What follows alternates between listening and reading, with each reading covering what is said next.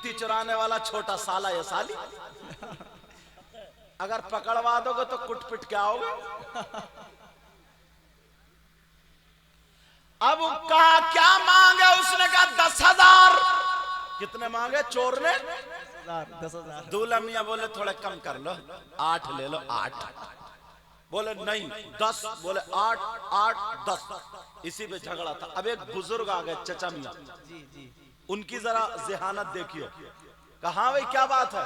बोले ऐसे ऐसे बात है। तो वो चचा मियां बोले चलो खत्म करो, 9 पे फैसला करो, 9 पे बात निपटा। और दूल्हा मियां से बोले ये तो इनका हक है यार, दो। उन चचा से पूछो चोर और चोरनी का हक जानते हो क्या? जी तुमने कह तो दिया कि ये हक है। क्या बात है, क्या बात है। अस्सारिकु वस्सारिकतु फक्तउ ऐदियहुमा, चोर चोरनी के हाथ काटो। बेशक हाथ काटो। हक है, हक। और तुमने कह दिया कि ये हक है, जरा दो। इतने में अब्बा आ गए। नहीं, बेटे की शादी खुशी का दिन है, 1 रुपया कम नहीं करूंगा, पूरे 10,000 दूंगा। जी अब्बा ने 10,000 दे दिए। चलो 10,000 चले गए। मामला आया, दुल्हन को बिठाला, खुद बैठे कार में। जैसे कार आगे बढ़ी, फूल लगे हुए थे कार में, बच्चों ने घेर ली। लाओ हमारा तुमने क्या फोन किया? उग्रवादियों ने कार घेर ली। थाने को फोन किया, उग्रवादियों ने घेर लिया, लूट रहे हैं। बोलो, वहां भी यही झगड़ा, 8-10 का। फिर चचा मियां आए, बोले 9 पे निपटाओ। अब्बा आए, बोले नहीं 1 रुपया कम नहीं, पूरे 1000 दे दिए। सही बात है। अब मामला आ गया निकाह का। यहीं पे देखियो कितनी मौत आती है इंसान को। अल्लाह। अब जब निकाह का मामला आया, इमाम साहब ने निकाह पढ़ा, बोले तुम बताओ। इमाम साहब बोले 10,000। बस अब अब्बा को पड़ा मिर्गी का दौरा। सैयद साहब जिंदाबाद, जिंदाबाद। हंसने की बात नहीं है ये। वाह वाह वाह। अब सब के सब बिगड़ गए। अब वो बुढ़ा कहां गया जो कह रहा था चोरों का हक दिलवा रहा था, डकैतों का हक दिलवा रहा था? सारे के सारे बिगड़ गए। बोले इमाम साहब को निकालो, इनके दिमाग बिगड़ गए हैं, इमाम साहब का दिमाग खराब हो गया। 10,000 क्या कहीं चलते हैं जो तुम 10,000 मांग रहे हो? इमाम को निकालो। सदर कौन है, सेक्रेटरी कौन है, बुलाओ। सदर साहब को अपनी सदारत जाने का डर था, सेक्रेटरी साहब को अपना ओहदा छिनने का डर था।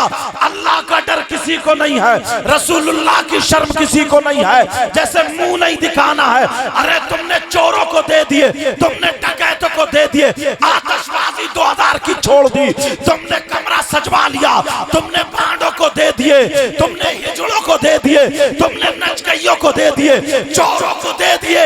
एक आलिम दीन, हाफिज कुरान, कारी कुरान, जो तुम्हारे बच्चों को पढ़ा रहा, मस्जिद में रह रहा है, तुम्हें नमाज पढ़ा रहा है, उसने 10,000 मांग लिए, तुमने उसे मस्जिद से निकलवा दिया। अरे कब तक निकलवाते रहोगे? तुम पे अल्लाह का अज़ाब नाज़िल अगर ना हो तो ये मेरे रसूल का करम है, वरना तुम्हारे करतूत ऐसे हैं, कारनामे ऐसे हैं कि तुम्हें जमीन में धसा दिया जाए, जमीन में घुसेड़ दिया जाए। वरना याद रखो, मैं पूछना चाहता हूँ कहाँ गए लोग निकल के? कौन नहीं कहने वाला है? अगर आलिम को 10,000 दे देते तो तुम्हें सवाब मिलता।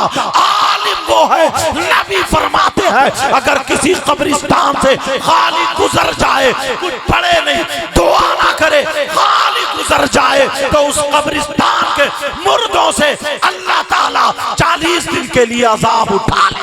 वाह वाह वाह, सुभान अल्लाह। नारे तकबीर, नारे रिसालत, मसलके आला हजरत, मसलके आला हजरत, हमदर्दे कौमो मिल्लत, नब्बाज़े कौमो मिल्लत, सैयद मुकीमुर रहमान साहब क़िबला। और हुजूर उसमें से भी कमेटी वाले ले लेते हैं। समझ में आ रही है बात? अच्छा एक बात सोचो यार, एक बात बताओ, जरा सुनने की बात है, मेरी बात सुनो। जी जी हजरत, बहुत अच्छा बोला। निकाह कमेटी वालों ने पढ़ाया, इमाम साहब ने पढ़ाया? इमाम साहब ने, इमाम साहब यार जरा सोचने, मैं तुम्हें मसला बता दूं सही वाला। मसला सुनो बेटा, मुझसे मुसाफा मत करो, ये रख दो। मसला मैं तुम्हें बता दूं, तवज्जो रखो। अगर जो निकाह के पैसे होते हैं जी वो मसला यह है, सवाल यह है कि इमाम के हुए, मस्जिद के हुए, कमेटी के हुए, वो हुए किसके? बहुत अच्छा, बहुत कीमती। समझ गए बात? इसको बता दूं, समझा दूं? जी जी समझना चाह रहे हो? सुनो, अगर इमाम साहब को जिस दिन तय किया था जी वक्त के पैसे, समझ में आ रही है? जिस दिन इमाम को रखा था, अगर कमेटी ने ये तय कर लिया, अगर ये तय कर लिया कि साहब यहां निकाह के 5,000 चलते हैं, तो 2,000 इमाम साहब को दिए जाते हैं, 3,000 मस्जिद के खर्चे में होते हैं, तो ये सही है। तो फिर ऐसे ही किया जाएगा, 2,000 इमाम को दिए जाएंगे, बाकी जो है क्या, अगर वो इस पर राजी हो गया रह रहा तो। जी जी समझ रहे? हाँ। और पहले से किसी गांव में ये आम है, चलता आया है कि जहां 5,000 निकाह के आधे मस्जिद को जाते, आधे इमाम साहब को, और इमाम को इसकी खबर है। जी समझ में आ रही? इमाम को इसकी खबर है, और वो इमाम इस पे रहा कि ठीक है मस्जिद में इमामत करूंगा, तो भी सही है, आधे मस्जिद को जाएं और आधे किसको? इमाम को जाएं। जी। और कोई खबर भी नहीं है, पहले से रिवाज भी नहीं है, ये तय भी नहीं हुआ है, तो अब सारे के सारे पैसे इमाम के। वाह वाह वाह, बहुत अच्छा। अगर मस्जिद को देते हैं, जैसे कहीं पे मस्जिद को देते हैं, तो लड़की वाला है, लड़के वाला अलग से देता है कि ये मस्जिद के हैं और ये उनके, समझे, ये मदरसे के। समझ रहे बात? जैसे मिसाल के तौर पर किसी की बेटी है, बच्ची है, उन्होंने कहा सैयद साहब आप मेरी बच्ची का निकाह पढ़ा दे, ठीक है, लेकिन रजिस्टर इमाम साहब का इस्तेमाल हुआ या नहीं हुआ? जो उस मोहल्ले के इमाम साहब है, सुन्नी है, सुन्नी, उस मोहल्ले के इमाम साहब, तो मैं निकाह पढ़ाता हूँ, निकाह के जो पैसे होते हैं वो सब इमाम साहब को देता हूँ। समझ में आ रही? वो एक बरकतन इमाम साहब से इजाजत ले ली जाती है, बरकतन वो सोचते हैं कि चलो सैयद साहब है निकाह पढ़ा दे, या कोई बड़े आलिमा निकाह पढ़ा, तो वो पढ़ा देते हैं। और अब घर वाला अलग से मुझे तोहफे में चाहे लाख रुपए दे दे या 5 रुपए दे दे या ना दे, वो चीज अलग है, लेकिन पहले से जो चल रहे हैं लड़के वाले से 5-10 हजार जो भी, तो वो इमाम साहब को जाते हैं। मसला समझ में आ गई बात? कुछ लोग इमाम का हक काटते हैं और वो सोचते हैं कि यार हमने कमेटी बड़ी अच्छी चलाई है, भाई देखो बड़ी अच्छी चलाई है। मेरे भाई अगर 1 रुपया भी खा लिया ना तुमने, 1 रुपया भी, तो इस रुपये का हिसाब तुमसे दिया नहीं जाएगा। सारी नेकी जा सकती है, मगर मैं जो बता रहा था यहाँ पर, ये बता रहा था नजरिया देखो अब्बा का, नजरिया देखो लोगों का। आतिशबाजी 4-4 हजार की उड़ा दी, बैंड बाजे बजवा दिए, जूती चुराई के दे दिए, हिजड़े आए ढोल लेके मांगना उनको भी दे दिए, दिए नहीं दिए बोलो? सही बात। मगर जब इमाम का नंबर आया, बेचारे ने अगर मांग लिया तो निकलवा दिया। जी जी जी। अब बताइए, हक है, जरा हक है। कौन अपने बच्चों को इमाम बनाएगा? क्या बात है, अल्लाह अकबर। कौन अपने बच्चों को पढ़ाएगा? अल्लाह अल्लाह। तुम्हारे गांव में जितने मालदार हैं उनके बच्चे मदरसे में पढ़ते? एक कभी नहीं पढ़ता, और अगर पढ़ता होगा तो वो लंगड़ा लूला ही पढ़ता होगा। जी जो बिल्कुल बेकार होगा, किसी काम का नहीं होगा, कि अब मैं इसे मदरसे में डालूंगा। जी। अल्लाह से डरो। मैं थोड़ा साफ बोलता हूँ, मुंह पे कह देता हूँ, बुरा लगे तो लग जाए, लेकिन हक बोलता हूँ। और जलसा मालूम है, आप जानते हैं नबी ने फरमाया उतलुबुल इल्म मिनल महदी इलल लहद, इल्म हासिल करो माँ की गोद से कब्र तक। वाह। अब हिंदुस्तान में कौन सा ऐसा मदरसा है जहां पे 40 साल के 50 साल के लोगों का दाखिला होता है? ये जो कमेटी वालों ने, इन उलमा ने मिलकर के ये जो एक रात का ना, ये जो जलसा है ना, इसको जलसा नहीं, इसको एक रात का मदरसा समझ लो। हजरत अपने यहाँ तो बहुत अल्लाह का शुक्र है, अल्लाह का फजल है। बाकी इलाकों में देखियो, मैं जाता हूँ उधर उड़ीसा झारखंड वगैरह में, इतना दुख होता है, कई कई लाख रुपए जलसे में उठाते हैं, मगर किसी को एक बात काम की नहीं मिलती है। वही हुड़दंगी होती रहती है, घोड़े कूदते रहते हैं, पढ़ने वाले जो मुकर्रिर होते हैं वो भी निरे चुटकुले ही सुनाते रहते हैं, हंसाते रहते हैं, खुदा कोई नसीहत की बात नहीं। शायर जो होते हैं वो गानों के ढंग पे और म्यूजिक और धू धू और जने क्या क्या, और नौजवान जितने होते थूक लगा के यूं लोड बरसाते होते। जैसे एक भैया भी फेंक के गया था, अरशद रजा साहब ऐसा करके फेंक के गया था। ये भी कोई देने का तरीका क्या? देना सुन्नत है, लेना भी सुन्नत है, मगर तरीका भी सुन्नत अपनाओ। पहले रंडियों को दिए जाते थे ऐसे, कुछ लोग ऐसे पकड़ के फेंक ऐसे करके फेंक देते हैं। पाकिस्तान से सर पे खड़ा हुआ और यू बरसा रहा, यू बरसा रहा, यू समझे ऐसे चल रही है थूक लगा करके। अरे ऐसे दे करके जाओ, तरीका भी सुन्नत होना चाहिए यार। क्या बात है, समझ में आ रही बात? मैं तुम्हें देखो बात क्लियर कह देता हूँ, मैं तुम्हारी दावत करूं, दस्तरखान में बिठा के मुर्गे का डोंगा, देसी मुर्गे भरा हुआ तुम्हें फेंक के मार दूं, लो खाओ, खाओगे क्या तुम? क्या बड़ा बदतमीज आदमी है। सही बात है, सही बात। समझे? क्या इस अंदाज में आओ, इस अंदाज में कि पता चले कि हाँ यार नबी के गुलाम है। लेकिन सुनो, बात चल रही वहीं पे, चलो इस्लाम नजरिया हमें क्या करना पड़ेगा, बोलो बदलना पड़ेगा। अपने ठीक ठीक अपने आप को देखना पड़ेगा, नजरिया हमें संभालना पड़ेगा। तो वो रास्ते बता रहा था ना मैं, रास्ते यार। एक हदीस आ रही है सामने, नबी फरमाते हैं मंजारा कब्री वजबत लहू शफाअती। तवज्जो है ना, तवज्जो है। आका फरमाते हैं जिसने मेरे रोजे की जियारत की, अदब के दायरे में तर्जमा कर रहा हूं कब्री का, जिसने मेरे रोजे की जियारत की उस पर मेरी शफात वाजिब हो गई। सुभान अल्लाह। मतलब ये हज करने के लिए गया, कहां गया बोलो? हज करने के लिए गया, हाजी साहब गए तो हाजी साहब गुनाहों से ऐसे पाक हो जाते हैं जैसे माँ के पेट से पैदा होने वाला बच्चा गुनाहों से पाक होता है।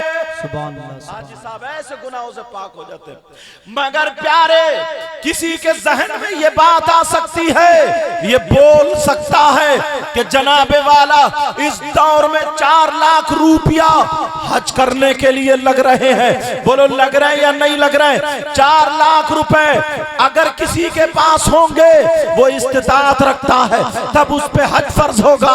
और वो गरीब जिसके पास 100 रुपए नहीं है, जिसके पास 1000 रुपए नहीं है, तो वो तो हज नहीं कर सकता, वो तो इससे महरूम रह सकता है। मगर मेरे नबी ने उसे भी महरूम नहीं रखा है। जलसों से ये बातें लेकर के जाओ, आका ने उसे भी महरूम नहीं रखा है, वो भी हज का सवाब पा सकता है। बल्कि अगर कोई हज करके आया तो कोई पता नहीं है इसका हज कबूल हुआ या नहीं हुआ, मगर मेरे नबी ने उस हज की जो मैं बताने जा रहा हूँ मोहर लगा दी है मकबूलियत की कि इसका हज मकबूल है। अब जरा सुनो, वो गरीब जिसके पास मकान नहीं है, वो गरीब जिसके पास दौलत नहीं है, वो गरीब जिसके पास रुपया पैसा नहीं है, वो गरीब जिसके पास कोई सरबत नहीं है, वो हज का सवाब कैसे पा सकता है? अल्लाह ने तुम्हें दौलत नहीं दी है, मगर अल्लाह ने तुम्हें माँ बाप दिए हैं। अल्लाह ने तुम्हें पैसे नहीं दिए हैं, मगर तुम्हें माँ बाप दिए हैं। अब नबी फरमाते हैं जो गरीब है वो सुन ले, जो नौजवान है वो सुन ले, जिनके माँ बाप जिंदा है वो सुन ले। नबी फरमाते हैं अगर जिसके माँ बाप जिंदा है वो रात को माँ बाप की खिदमत करे, खिदमत करने के बाद सुबह को जब उठे तो मुस्कुरा करके माँ बाप के चेहरे को देख ले, मुस्कुरा करके माँ बाप के चेहरे पे नजर मार ले। कोई मौलाना नहीं कहते हैं ये, नबी फरमाते हैं अगर कोई बेटा या बेटी, कोई औलाद अपने माँ बाप को मोहब्बत की नजर से एक मर्तबा देखेगी तो नबी फरमाते हैं इस देखने में हज मकबूल का सवाब मिला करता है। तुम चाहो तो रोजाना एक हज का सवाब पा सकते हो। अगर एक साल तुम ये अमल करो 360 दिन हुआ करते हैं, 360 हज का तुम्हें सवाब मिल सकता है। मगर तुम क्या करते हो? माँ को तुम सता रहे हो, बाप को सता रहे हो, मुझे नोट दे रहे हो। अगर बाप को देखा जाए, बाप को खांसी है, दवा नहीं दिला सकता। माँ के पाँवों में दर्द है, दवा नहीं दिला सकता। माँ के पास स्वेटर नहीं है, जाड़े के दिन है, स्वेटर नहीं दिलवा सकता। माँ बाप का लिहाफ टूट चुका है, उसको नया नहीं बनवा सकता है। माँ बाप का गद्दा थोड़ा कमजोर हो चुका है, उसको नया नहीं बनवा सकता। दिखावे के लिए मुझे भी नोट दे देगा, शाहिद साहब को भी नोट दे देगा, पीर साहब को भी नोट दे देगा।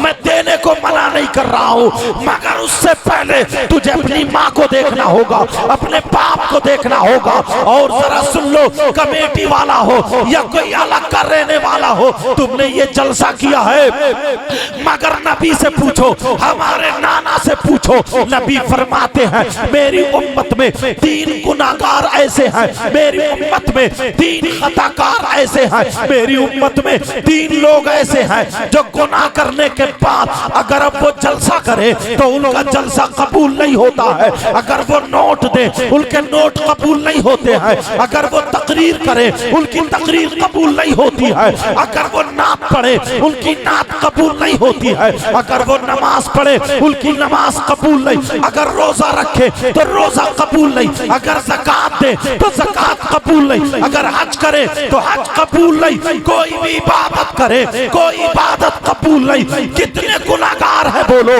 नबी फरमाते हैं मेरी उम्मत में 3 किस्म के गुनाहगार ऐसे हैं जिनकी कोई इबादत काबिल कबूल नहीं है। एक गुनाहगार वो है जो अपनी माँ को सताता है, अपने बाप को सताता है, माँ बाप का कहना नहीं मानता, माँ बाप को नाराज कर देता है। नबी फरमाते हैं कितने जलसे कर ले, कितनी नमाजें पढ़ ले, अगर माँ बाप नाराज है तो उसकी नमाजें बेकार, उनका जलसा बेकार, उसकी सारी की सारी इबादत बेकार। नारे तकबीर! जरा अपने हाथों उठा के जवाब दें, नारे तकबीर! बुलंद आवाज में नारे रिसालत, मसलके आला हजरत, अज़मते वालिदैन, नवाज़े कौमो मिल्लत, हमदर्दे कौमो मिल्लत, सैयद मुकीमुर रहमान साहब क़िबला जिंदाबाद जिंदाबाद। सैयद साहब आप जानते हैं